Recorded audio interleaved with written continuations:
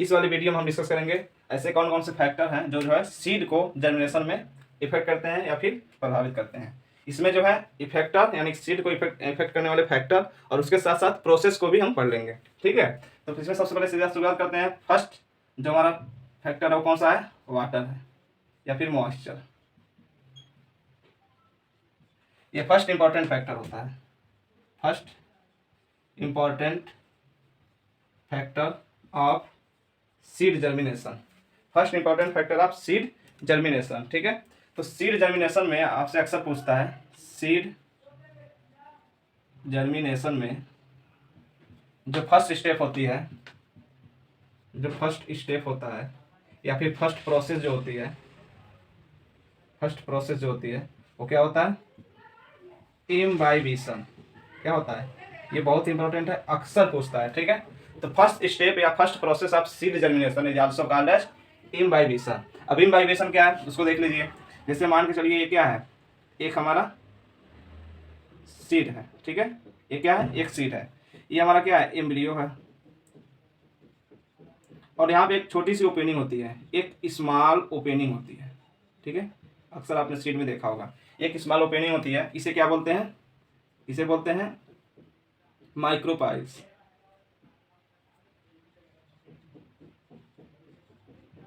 एक छोटी सी ओपनिंग होती है, इसे हम क्या बोलते हैं? माइक्रोपाइल्स। जो वाटर होता है, यही क्या करता है? एंट्री करता है। क्या करता है? एंट्री करता है वाटर। और ये जा करके जब वाटर इसमें सीड में जब इंटर कर जाता है तो इस पर प्रेशर क्रिएट करता है। ठीक है, सीड में प्रेशर क्रिएट करता है। और जो बाहर का हमारा सीड होता है उस पर होता है सीड कोट। ठीक है, उसमें होता है सीड कोट। जो सीड कोट क्या होता है? काफ़ी टफ होता है या हार्ड होता है। ठीक है, काफ़ी टफ होता है, हार्ड होता है। जब ये वाटर इसमें एंट्री कर जाता है तो ये जो सीड कोट है वो धीरे धीरे क्या हो जाती है? लूज हो जाती है। ठीक है, लूज हो जाती है और कुछ समय बाद क्या हो जाता है? रैप्चर हो जाता है, यानी कि फट जाता है, कमजोर हो जाता है। ठीक है, जब ये कमजोर हो जाता है तो ये क्या होती है? एम्ब्रियो बाहर आ जाती है। एम्ब्रियो क्या होता है? सीड से बाहर आ जाता है और एम्ब्रियो से जो रेडिकल होते हैं वो रूट बना देते हैं। जो रेडिकल होता है वो रूट बना देता है और जो प्लूम्यूल होती है वो शूट बना देती है। ठीक है, जो रेडिकल होता है वो रूट बना देता है और जो प्लूम्यूल होती है वो क्या बना देती है? शूट बना देती है। ठीक है, तो वाटर क्या है? मोस्ट इंपॉर्टेंट फैक्टर है सीड जर्मिनेशन में। ठीक है, और ये जो प्रोसेस होती है इसी प्रोसेस को बोलते हैं रीहाइड्रेशन। रीहाइड्रेशन। ठीक है, अब रीहाइड्रेशन क्या है इसको समझिए। जैसे मान के चलिए आपने सबसे पहले क्या किया होगा? खराब को कल्टीवेशन किया होगा, वो क्या होगा? मैच्योर हुआ होगा। उसके बाद आपने उसको क्या किया होगा? हार्वेस्ट किया होगा। हार्वेस्ट में क्या किए होंगे? सीड को क्या करते हैं? सीड को फिर ड्राई किए होंगे। सीड को ड्राई किए होंगे। ड्राई करके आपने क्या किया होगा? स्टोर किया होगा। स्टोरेज करके आपने क्या होगा? नेक्स्ट ईयर में, नेक्स्ट सीजन में आपने उसको सोइंग किया होगा। ठीक है, तो जब आपने इसको जो है, जब सीड को आपने हार्वेस्ट किया होगा, यहाँ पे उसको ड्राई किया होगा। ठीक है, तो डिहाइड्रेटेड, इसे क्या बोलेंगे? Dehydrate seed. डिहाइड्रेट सीड जब आपने ड्राई किया होगा तो उसने उसको क्या बोलेंगे? डिहाइड्रेट सीड बोलेंगे। ठीक है, और जो सीड है आपने इसको क्या किया होगा? स्टोरेज किया होगा। जब आपने इसको जब आपने इसको जो है स्टोर किया होगा तो इसको क्या होगा? मॉइस्चर। हर क्रॉप की अलग अलग क्या होती है? मॉइस्चर होती है। मॉइस्चर को उसको क्या किया जाता है? स्टोर किया जाता है। ठीक है, तो जब आपने इसको स्टोर किया होगा तो जब स्टोर किया होगा इसमें मॉइस्चर क्या हो गई होगी? कम हो गई होगी। तो इसको मॉइस्चर देने के लिए हमें क्या? वाटर की सप्लाई करना जरूरी होता है, मॉइस्चर देना जरूरी होता है, तब जाकर क्या होता है? सीड जर्मिनेट करता है। तो ये अक्सर पूछता है कि वाटर क्या होता है? फर्स्ट स्टेप है, फैक्टर है सीड जर्मिनेशन का। और अक्सर पूछता है सीड जर्मिनेशन का फर्स्ट स्टेप या फर्स्ट प्रोसेस क्या होता है? इम्बाइबिशन होता है। ठीक है, ये हो गया फर्स्ट स्टेप। ठीक है, फिर सेकंड हमारा क्या है? सेकंड है हमारा ऑक्सीजन। ऑक्सीजन यानी कि O2। ये हमारा सेकेंड इंपॉर्टेंट फैक्टर है, second important factor of seed germination. ये जो है ऑक्सीजन क्या होता है?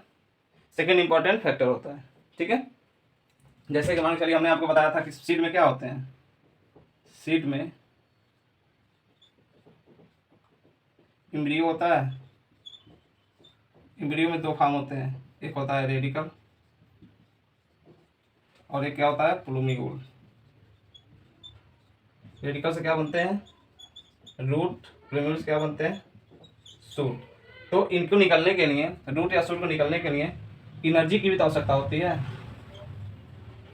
एनर्जी की भी तो आवश्यकता होती है। और एनर्जी किस फॉर्म में मिलती है? एटीपी फॉर्म में। किस फॉर्म में? एटीपी फॉर्म में। ठीक है, एनर्जी किस फॉर्म में मिलती है? एटीपी फॉर्म में। ठीक है, तो हमने आपको बताया था इसके साथ साथ एम्ब्रियो के साथ साथ इसमें दो फॉर्म और होते हैं, जैसे इंडोस्पर्म, इंडोस्पर्म या फिर कोटिलिडन। इंडोस्पर्म या कोटिलिडन होते हैं, ये क्या करते हैं? फूड प्रोवाइड करते हैं। क्या प्रोवाइड करते हैं? फूड, फूड प्रोवाइड करते हैं। और ये फूड क्या होता है? ब्रेक डाउन होता है, और यहाँ से क्या मिलती है? एनर्जी मिलती है। ठीक है, और ये जो फूड ब्रेक डाउन होता है इस प्रोसेस को हम क्या बोलते हैं? रिस्पाइरेशन बोलते हैं। इस प्रोसेस को क्या बोलते हैं हम? रिस्पाइरेशन बोलते हैं। क्या बोलते हैं? रिस्पाइरेशन। अगर आपने रिस्पाइरेशन पढ़ा होगा तो इसमें दो प्रोसेस होती है, एक होता है एनारोबिक रिस्पाइरेशन और एक होता है एरोबिक रिस्पाइरेशन। अगर आपने रिस्पायरेशन पढ़ा तो उसमें एक होता है एनारोबिक रिस्पायरेशन, एक होता है एरोबिक रिस्पायरेशन। जो एक एनारोबिक रिस्पायरेशन होता है उसमें जो है एक ग्लूकोज से, इसे मान के चलिए एक ग्लूकोज से, इसमें एक ग्लूकोज से 2 एटीपी मिलता है। क्या कितना एटीपी मिलता है? 2 एटीपी। जो एरोबिक रिस्पायरेशन होता है उसमें जो है एक ग्लूकोज से 38 एटीपी मिलते हैं। ठीक है, एरोबिक रिस्पायरेशन में एक ग्लूकोज से 30 एटीपी मिलते हैं। तो हमारे लिए बेनिफिशियल कौन है? Aerobic respiration. और एरोबिक रिस्पायरेशन के लिए हमें किसकी आवश्यकता पड़ेगी? ऑक्सीजन की। इसलिए ऑक्सीजन क्या है? सेकंड इंपॉर्टेंट फैक्टर है सीड जर्मिनेशन का। ठीक है, तो इसमें एक ग्लूकोज से 30 एटीपी मिल रहा है और इसमें एक ग्लूकोज से 2 एटीपी मिल रहा है। तो हमारे लिए बेनिफिशियल कौन है? सीड के लिए बेनिफिशियल कौन है? तो ये 30 एटीपी, ज्यादा एनर्जी चाहिए जर्मिनेशन करने के लिए। इस प्रकार से ऑक्सीजन की अवेलेबिलिटी जरूरी है, इसलिए ऑक्सीजन को क्या बोला गया? सेकंड इंपॉर्टेंट फैक्टर बोला गया सीड जर्मिनेशन का। ठीक है, इसमें प्रोसेस भी हम पढ़ते चल रहे हैं। ठीक है, थर्ड हमारा फैक्टर है लाइट। थर्ड हमारा क्या है? लाइट है। ठीक है, ये बहुत इंपॉर्टेंट है। ठीक है, थर्ड हमारा क्या है? लाइट है। इसके आधार पर जो है सीड को 3 पार्ट में डिवाइड किया गया है। पहली चीज तो आपको एक चीज और जानना जरूरी है कि जो सीड में जो पिगमेंट होता है, जो लाइट को क्या करता है? रिसीव करता है, उसे क्या बोलते हैं? जो है जो सीड में, ये अक्सर पूछता है, जो सीड में लाइट रिसीविंग पिगमेंट होता है उसे क्या बोलते हैं? उसे बोलते हैं फाइटोक्रोम। क्या बोलते हैं? फाइटोक्रोम। अक्सर पूछता है सीड में जो लाइट को रिसीव करने के लिए जो पिगमेंट होता है उसे क्या बोलते हैं? फाइटोक्रोम बोलते हैं। ठीक है, तो लाइट के आधार पे जो है सीड को जो है फिर 3 पार्ट में डिवाइड किया गया है। फर्स्ट हमारा क्या है? Positive photoblastic seed. ठीक है, पॉजिटिव फोटोब्लास्टिक। सेकेंड हमारा है निगेटिव फोटोब्लास्टिक और थर्ड हमारा है नॉन फोटोब्लास्टिक। ठीक है, एक है पॉजिटिव फोटोब्लास्टिक, सेकेंड है नेगेटिव फोटोब्लास्टिक और थर्ड है नॉन फोटोब्लास्टिक। जो पॉजिटिव फोटोब्लास्टिक होता है इनके जर्मिनेशन के लिए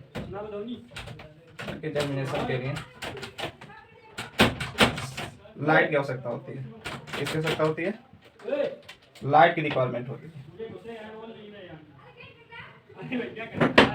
लाइट की रिक्वायरमेंट होती है।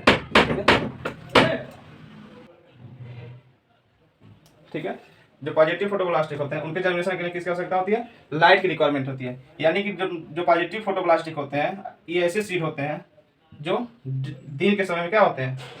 जर्मिनेट करते हैं। Day time germination. ठीक है,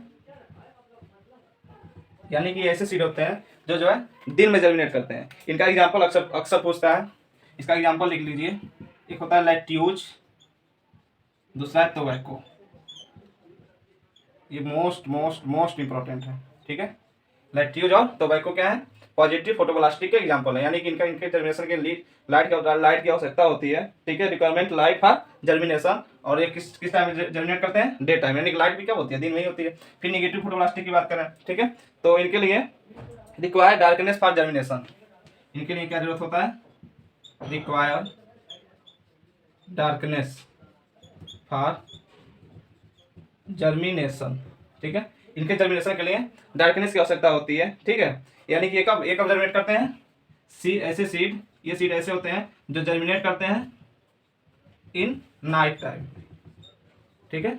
कब जर्मिनेट करते हैं, इन नाइट टाइम में। इसका एग्जांपल लिख लीजिए, एग्जांपल है lily and onion, most important है, ठीक है। एग्जांपल मोस्ट इंपॉर्टेंट है, ठीक है। लिली और ओनियन क्या है, निगेटिव फोटोब्लास्टिक एग्जांपल है, और लेट्यूज और टोबैको क्या है, पॉजिटिव फोटोब्लास्टिक एग्जांपल है। और नॉन फोटोब्लास्टिक वो होते हैं do not depend on day and night, ये जो है डे या नाइट पे डिपेंड नहीं करते हैं, do not depend on day and night, ये दिन और रात पे डिपेंड नहीं करते, उन्हें क्या बोलते हैं, नॉन फोटोब्लास्टिक बोलते हैं, ठीक है।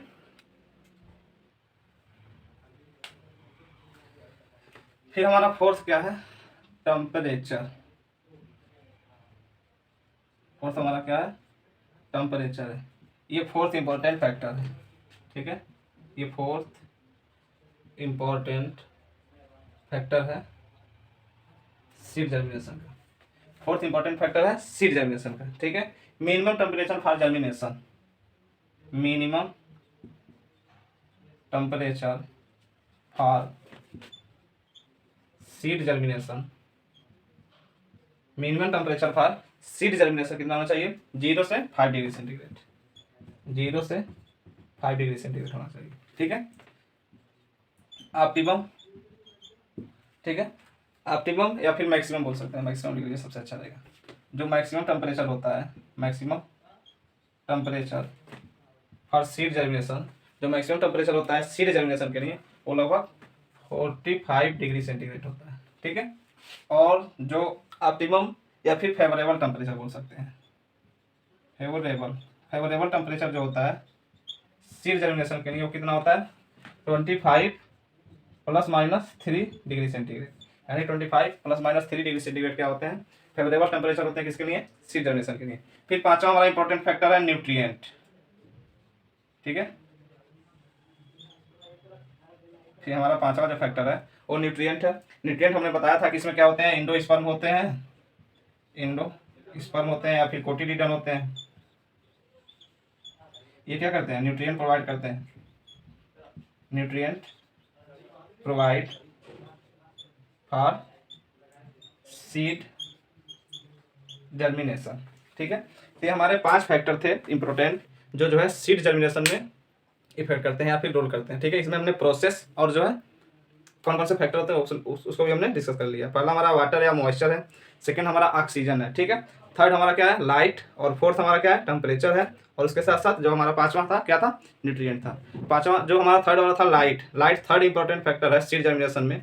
इसमें जो पॉजिटिव फोटोब्लास्टिक होते हैं ये दिन के समय में जर्मिनेट करते हैं, इनको लाइट की रिक्वायरमेंट होती है सीड जर्मिनेशन के लिए। इसमें जो है आपका एग्जांपल कौन कौन सा होता है, टोबैको आता है और लेट्यूज आता है, ठीक है। उसके साथ साथ हमने निगेटिव फोटोब्लास्टिक के बारे में बताया था। निगेटिव फोटोब्लास्टिक ऐसे सीड होते हैं जो है डार्कनेस, उनको जर्मिनेशन के लिए डार्कनेस की आवश्यकता होती है, यानी डार्क के समय में यानी कि रात के समय में ये क्या होते हैं, जर्मिनेट होते हैं। और इनका एग्जाम्पल क्या क्या है, एक लिली है और ओनियन है। और non photoblastic do not depend on day and night, उनको जो है दिन या रात पे कोई इफेक्ट नहीं पड़ता है, ठीक है। ये बहुत इंपॉर्टेंट है। उसके साथ साथ जो हमने बताया था इम्बाइबेशन फर्स्ट स्टेप या फर्स्ट प्रोसेस है सीड जर्मिनेशन का, ठीक है। इम्बाइबेशन क्या होता है, first entry of water in solid surface या फिर सीड, कोई भी सॉलिड सरफेस हो या कोई भी सीड हो उसमें फर्स्ट एंट्री अगर वाटर की होती है तो उसे हम क्या बोलेंगे, इम्बाइबेशन बोलेंगे।